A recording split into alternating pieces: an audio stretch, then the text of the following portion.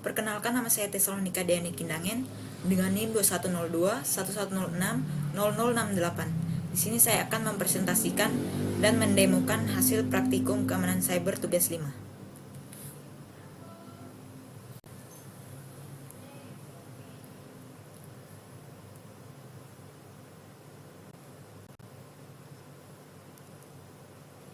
Pertama, kita akan membuka sebuah website, yaitu Decrypt Online, AS Online. Kita pilih yang kedua, kita buka.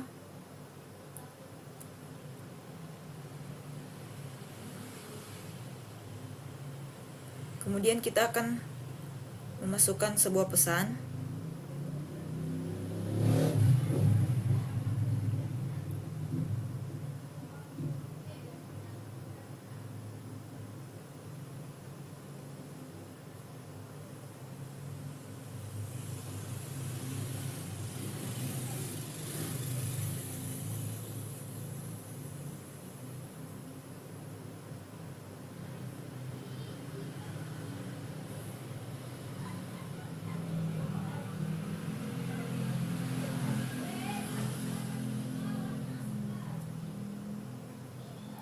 Kemudian di bagian encryption kita masukkan CyberOps.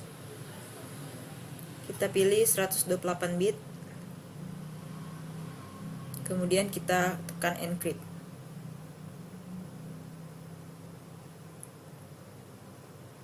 Di sini akan muncul pesan dari encryption-nya.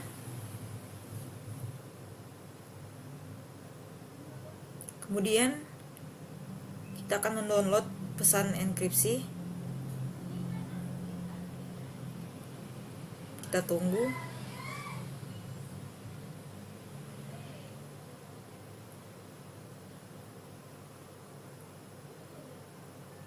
Di sini sudah terdownload. Kemudian kita akan membuka dokumen tadi dan kita akan mengcopy isinya. Kemudian kita masukkan ke AS encryption.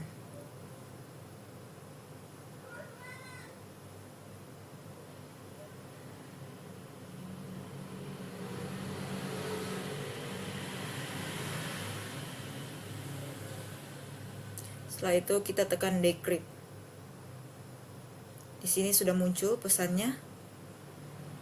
Kemudian kita akan membuka VirtualBox.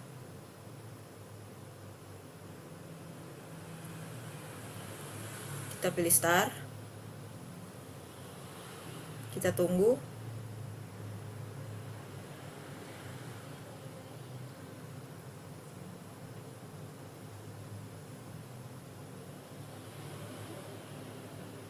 Nah, di sini sudah terbuka. Selanjutnya, kita buka terminal dan masukkan kode cd lab support file, enter. Selanjutnya cat letter to grandma.txt. grandma.txt. Setelah itu enter. Akan muncul pesannya seperti yang terdapat dalam laporan. Selanjutnya kita masukkan coding. Open SSL AS 256 CBC in letter to grandma.txt.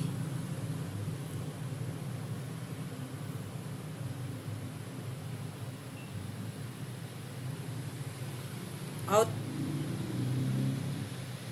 message .enc, enter.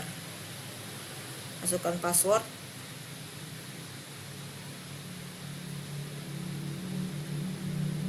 Masukkan password lagi. Nah, sudah berhasil. Di sini terdapat pertanyaan. Dokumen the password itu pilihan kata sandi mahasiswa. Selanjutnya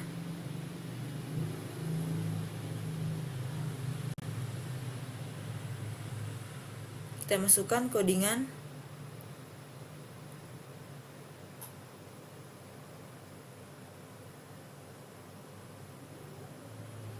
cat message.enc.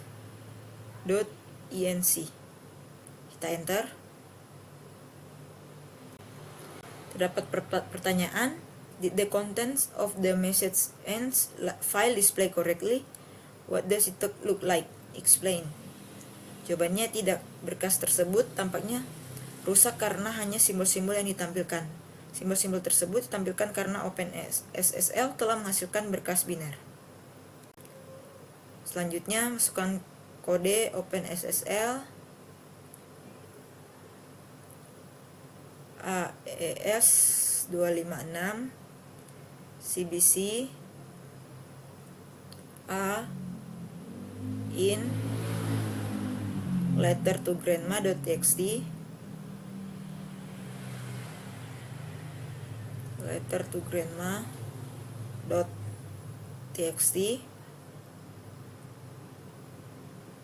out message.enc. Enter. Masukkan password.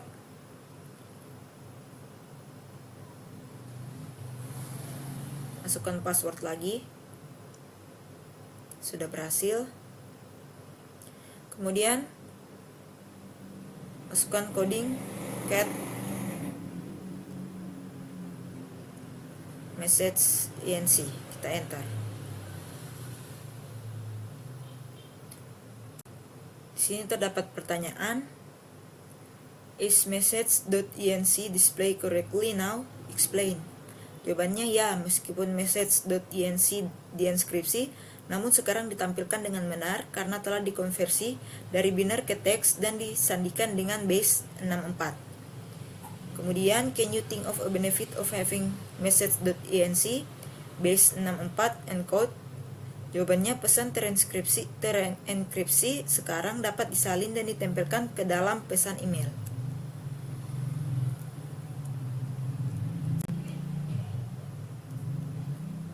Selanjutnya, masukkan coding OpenSSL AES256 CBC A D in message.enc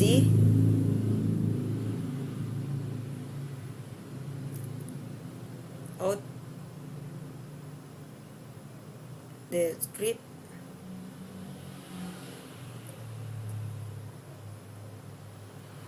_letter.txt. Kemudian enter. Selanjutnya masukkan perintah cat decrypt _letter.txt. Di sini akan muncul pesannya. Kemudian terdapat pertanyaan. Yang pertama, was the letter decrypt correctly? Jawabannya ya, surat tersebut didekripsi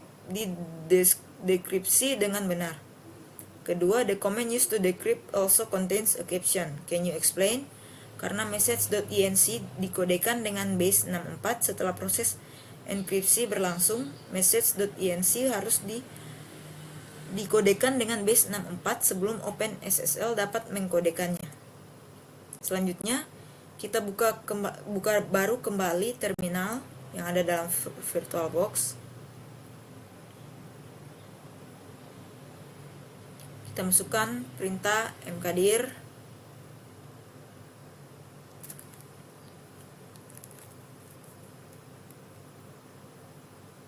kita masukkan cd terlebih dahulu untuk memastikan direktori kita. Kemudian kita masukkan mkdir zip file.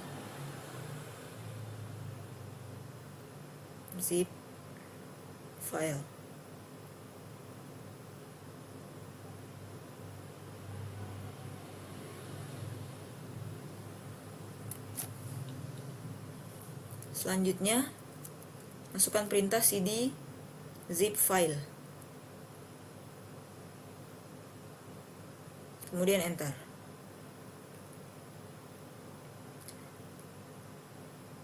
Masukkan echo, this is a sample text file, sample text file, sampel 1,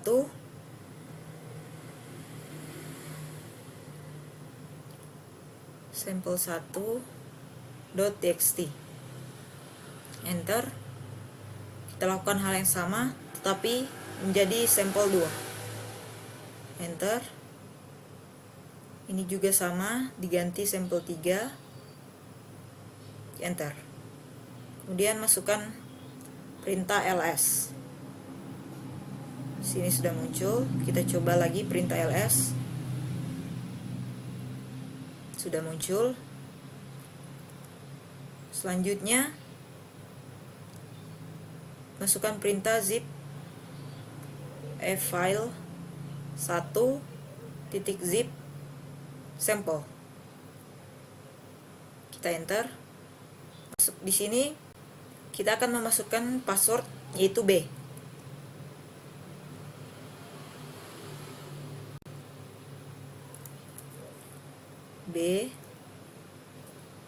Masukkan lagi B. Sudah berhasil. Kemudian kita lakukan hal yang sama pada 5-zip. Sini kita ganti file satunya menjadi file 2, enter. Dan passwordnya untuk file yang kedua yaitu R2.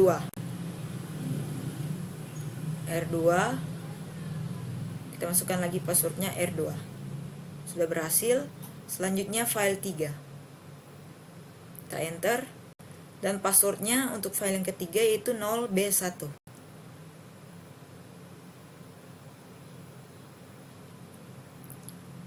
Kita masukkan lagi. Selanjutnya kita lakukan di file yang keempat. Untuk file 4, passwordnya yaitu Y0DA.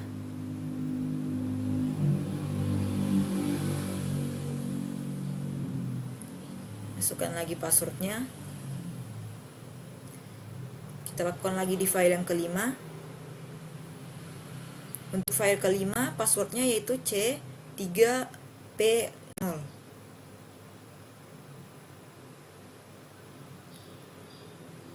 Kita enter. Masukkan lagi passwordnya. Kita enter.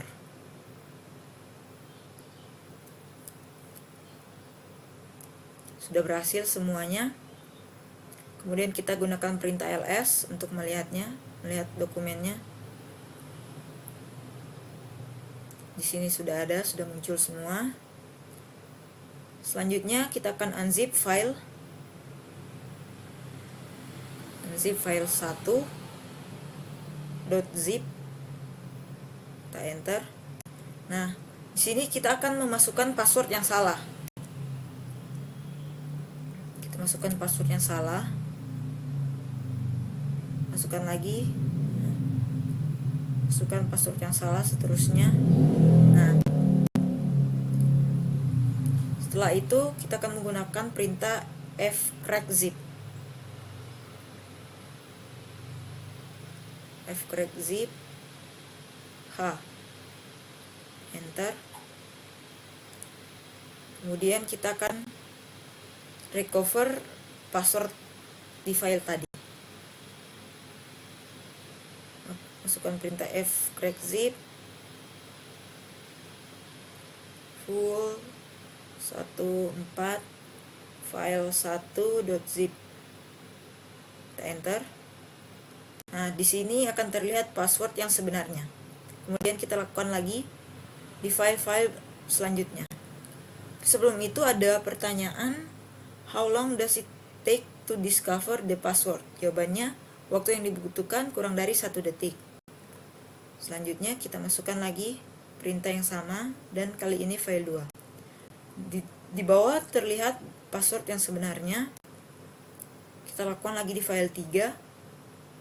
Muncul passwordnya. File 4.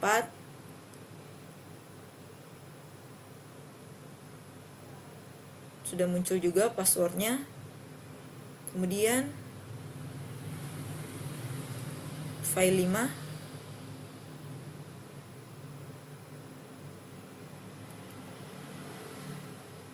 Sudah berhasil.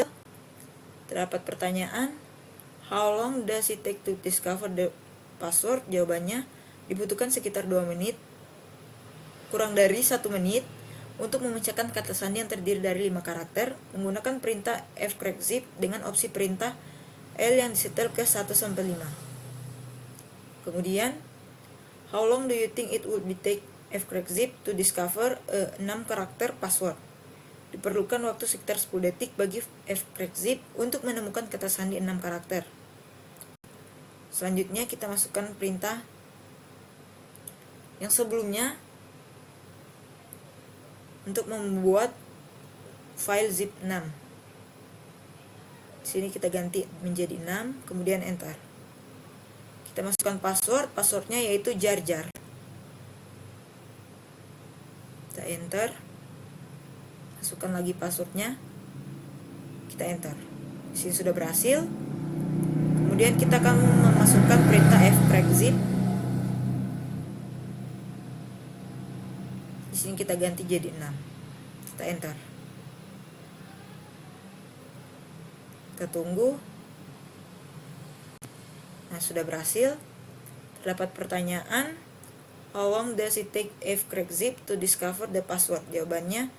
Jawabannya akan bervariasi tergantung pada platform dan kata sandi yang digunakan, tetapi akan memakan waktu lebih sedikit. Kemudian pertanyaan kedua, how long would you recommend a password needs to be for it to be secure? Jawabannya, panjang kata sandi yang disarankan adalah minimal 10 karakter. Selanjutnya kita buka terminal lagi, terminal baru. Kita buka Wireshark.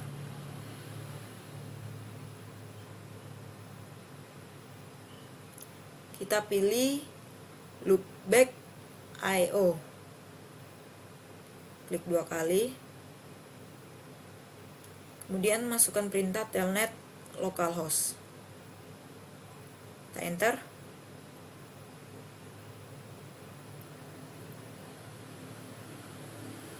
Bisa kita lihat di Wireshark-nya sudah muncul. Kemudian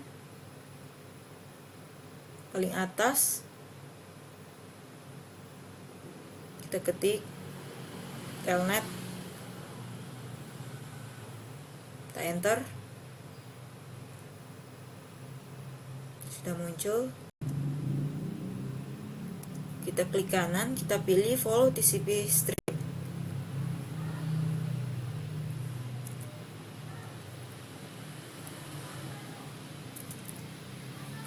Selanjutnya kita buka kembali terminal. SSH localhost, kita enter.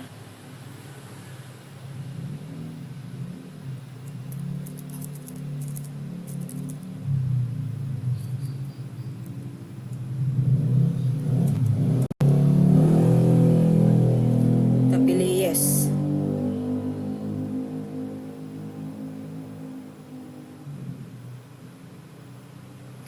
Kita masukkan password.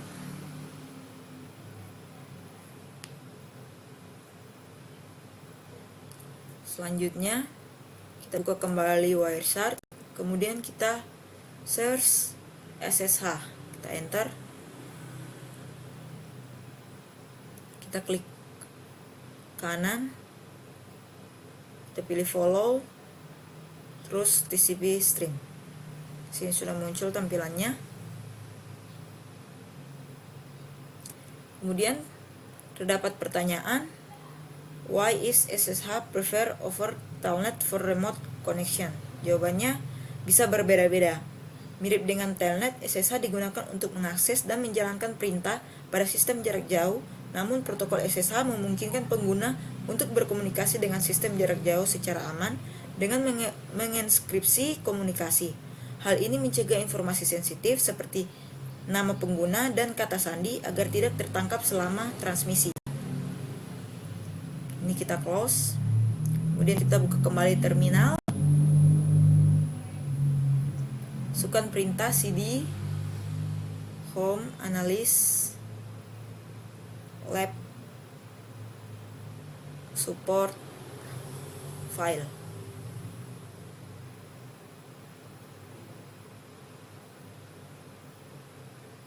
Kemudian kita enter. Masukkan lagi perintah cat letter to grandma .txt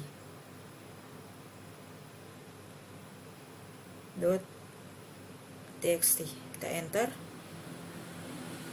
Di sini muncul pesannya.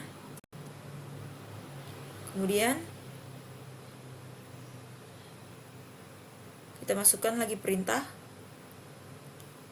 open SSL md5 letter to grandma.txt.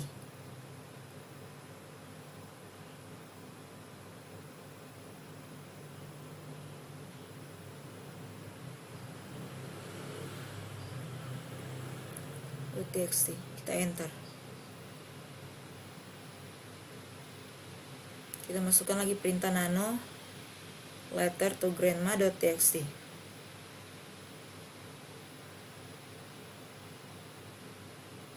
Kita enter. Nah, di sini muncul pesannya. Kemudian kita akan mengganti grandma menjadi grandpa. Kita ganti M-nya menjadi P. Kemudian kita Ctrl X.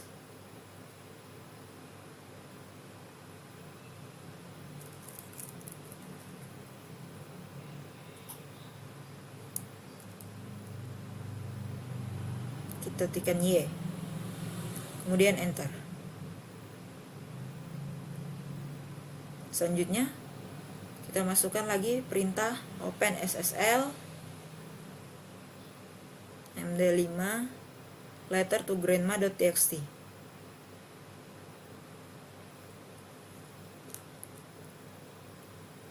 Kita enter.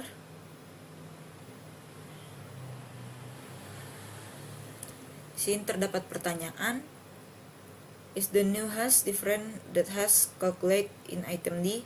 How different? Jawabannya ya, hash baru benar-benar berbeda dari hash sebelumnya. Kemudian kita masukkan lagi perintah open SSL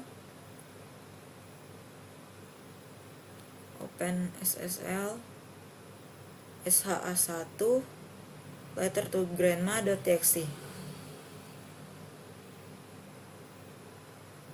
Kita enter. Masukkan lagi perintah md5 sum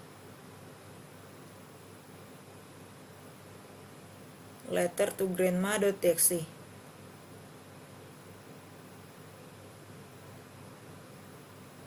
Kita enter. Masukkan lagi perintah SHA1. Sini kita ganti jadi 1 sum letter to grandma, enter. Sini terdapat pertanyaan, do the hashes generate with md5 sum and SHA1 sum match the image generated in items G and H respectively? Explain. Jawabannya ya, meskipun alat yang digunakan berbeda, mereka menggunakan algoritma hashing dan data input yang sama. Selanjutnya, masukkan perintah cat sample.img underscore SHA256.sig. Enter. Masukkan lagi perintah SHA256 sum sample.img. Enter. Sini terdapat pertanyaan, what are the fingerprints? Why are they important? Jawabannya, sidik jari sertifikat adalah hash yang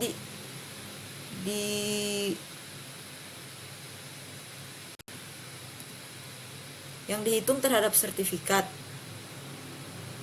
Hal ini penting karena memungkinkan cara cepat untuk memverifikasi apakah ada informasi di dalam sertifikat yang telah dirusak. Kemudian pertanyaan kedua, who calculates fingerprints? How to find them? Jawabannya, sidik jari sertifikat biasanya dihitung oleh CA yang menandatangani sertifikat. Setelah dihitung, CA memasukkannya ke dalam sertifikat itu sendiri. Sidik jari dapat dengan mudah ditampilkan saat melihat sertifikat. Selanjutnya kita buka kembali terminal baru, masukkan perintah seperti yang terdapat dalam laporan.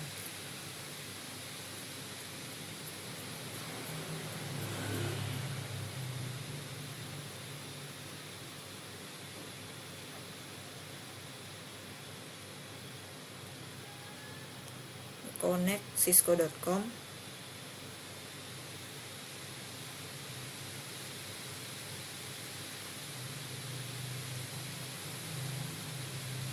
Ini set.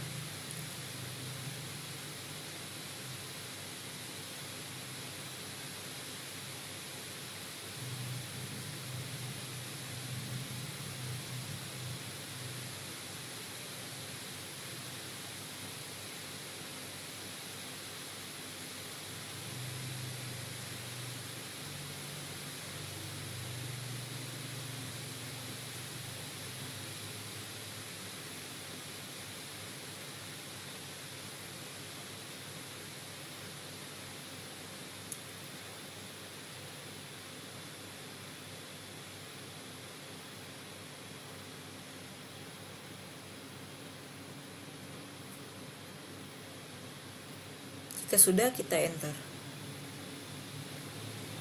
Sudah berhasil. Kemudian kita gunakan perintah cat cisco.pem.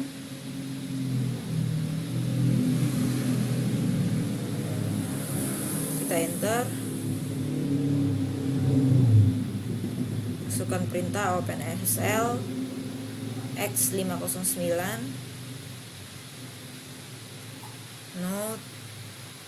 known in